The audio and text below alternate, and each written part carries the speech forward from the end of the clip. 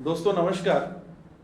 आज हम staff benefit fund के बारे में कुछ पढ़ेंगे और जानेंगे उसके बारे में।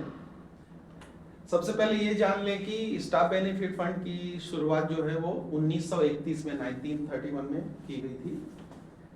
उसके बाद में इसमें सामान्य तौर पे देखें तो दो है, एक हेडक्वार्टर लेवल पे कमेटी होती है और एक डिवीजन लेवल पे कमेटी होती है।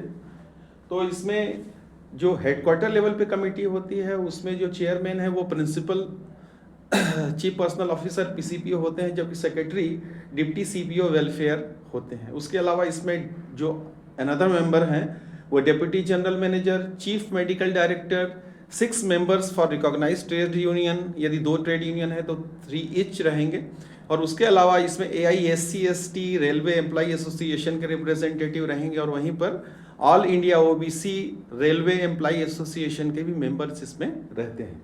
वहीं पर हम देखें तो डिवीजन और वर्कशॉप लेवल पे चेयरमैन सीनियर DPO होंगे या SPO होंगे और सेक्रेटरी लेवल जो है वो स्टाफ एंड वेलफेयर इंस्पेक्टर रहते हैं। इसके साथ में अनदर मेंबर जो है वो है मेडिकल ऑफिसर्स, सीनियर DMO या DMO हो सकते हैं और यूनियन के रिप्रेजेंटेटिव रहेंगे और साथ ही साथ ऑल इंडिया SC/ST एसोसिएशन के मेंबर्स और all India OBC railway employee association के डेलीगेट्स भी इसमें रहते हैं इसमें।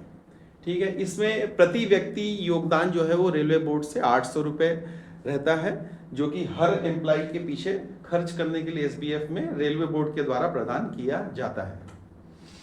SBF के सोर्सेस की अगर हम बात करें तो ये जो अमाउंट है पर पर्सन 800 रुपये, ये एनुअल ग्रांट 1 अप्रैल को रेलवे के द्वारा उस जोनल हेड को दे दिया जाता है। जैसे हमारे यहाँ ये मान लेंगे कि PCPO को दे दिया जाता है। उसके अलावा सभी प्रकार के जो जुर्माने की राशि प्राप्त है, ऑल रिसीव्ड फ्रॉम फाइन, वो भी इसके सोर्स होते हैं SBF के।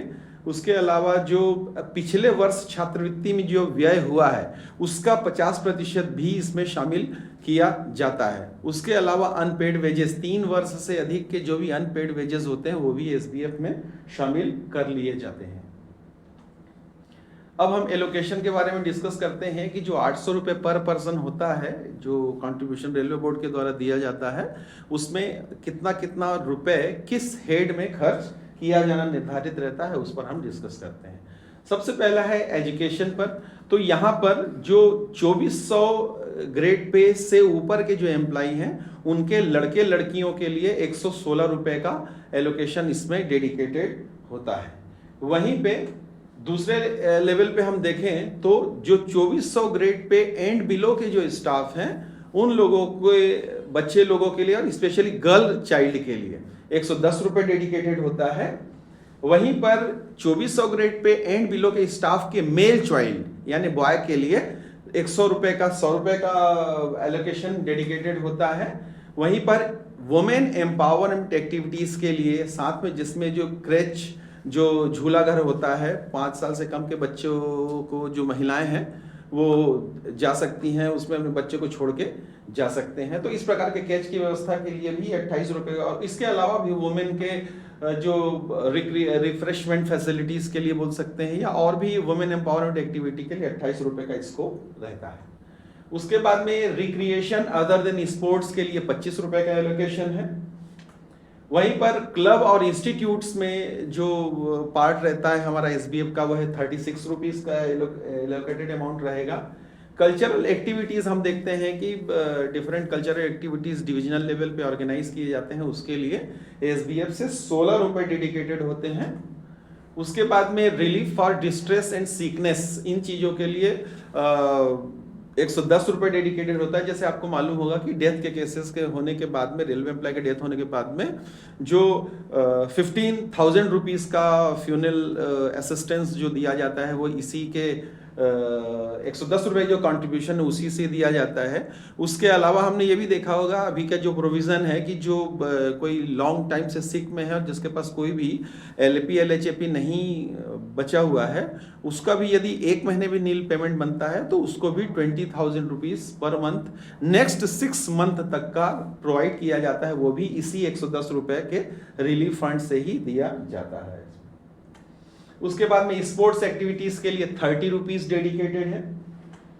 स्काउट गाइड एक्टिविटीज में जो भी खर्च होते हैं उसके लिए 22 रुपए डेडिकेटेड है एसबीएफ के फंड से। इंडिजीनियस सिस्टम ऑफ मेडिसिन, आपने देखा होगा कि रेलवे में आयुर्वेदिक डॉक्टर, होम्योपैथी डॉक्टर का रिक्रूटमेंट का प्रोविजन नहीं होता है, तो जो कॉन्ट्रेक्चुअल सिलेक्शन होता है उसमें यदि हम रेलवे हॉस्पिटल्स में होम्योपैथी या आयुर्वेदिक डॉक्टर्स को 8 घंटे या 4 घंटे के लिए रिक्रूट करते हैं तो उनका जो पेमेंट होता है वो उसके लिए 36 रुपीज़ डेडिकेटेड है। उसमें एक चीज़ और मैं क्लियर कराना चाहूँगा कि यदि हम आयुर्वेदिक या होम्योपैथी डॉक्टर्स को 75,000 रुपये पे करेंगे, अगर उसको हमने 8 घंटे के लिए हायर किया है या रिक्रूट किया है 1 साल के लिए, और वहीं पर यदि 4 घंटे के लिए वो रिक्रूटेड है, अपॉइंटेड है, तो 7,500 दिया जाएगा। इसमें एक चीज़ आप ध्यान रखेंगे, एग्जाम के हिसाब से भी इंपॉर्टेंट हो सकता है कि जो यदि हम 8 घंटे के लिए किसी होम्योपैथी आयुर्वेदिक कंसल्टेंट को हायर करते हैं तो उस सिचुएशन में 12,000 रुपये उनको मेडिसिन के लिए अलग से प्रोवाइड किया जाएगा, ताकि वो जो भी पेशेंट को देखें, रेलवे एम्प्लॉय को देखें, साथ ही उनको वो मेडिसिन दे सकें।